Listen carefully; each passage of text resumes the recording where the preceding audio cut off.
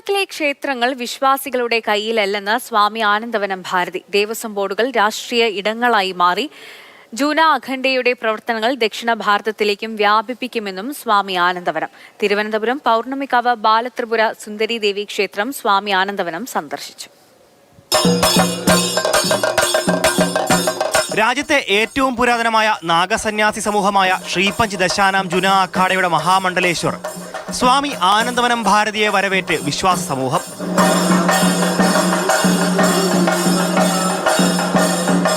ജുനാപീഠാധീശ്വർ ആചാര്യ മഹാമണ്ഡലേശ്വർ സ്വാമി അവധേശാനന്ദഗിരി മഹാരാജിൽ നിന്ന് സന്യാസദീക്ഷ സ്വീകരിച്ച മാതാ അവന്തിക ഭാരതിയും ഗുരു ആനന്ദവനം ഭാരതിക്കൊപ്പം ബാലത്രിപുര സുന്ദരി ക്ഷേത്രത്തിൽ ദർശനം നടത്തി.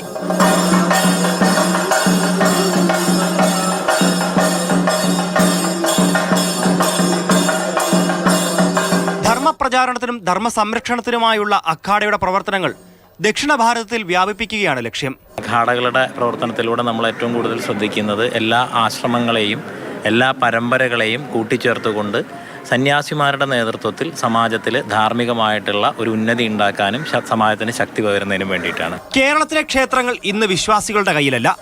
രാഷ്ട്രീയ ലാഭത്തിനായി ക്ഷേത്രത്തെ ഉപയോഗപ്പെടുത്തുന്നു. കൊല്ലം കടയ്ക്കൽ ദേവി ക്ഷേത്രത്തിലെ വിപ്ലവ ഗാനാലാപനവും അതുമായുണ്ടായ വിവാദങ്ങളും ഇത് അരക്കിട്ടുറപ്പിക്കുന്നുവെന്നും സ്വാമി.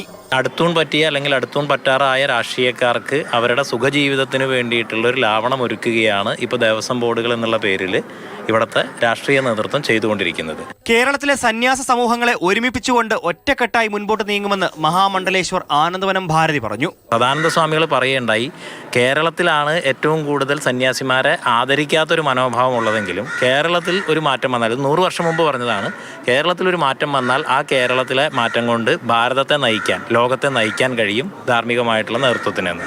മാതൃഭൂമി ന്യൂസ്, തിരുവനന്തപുരം.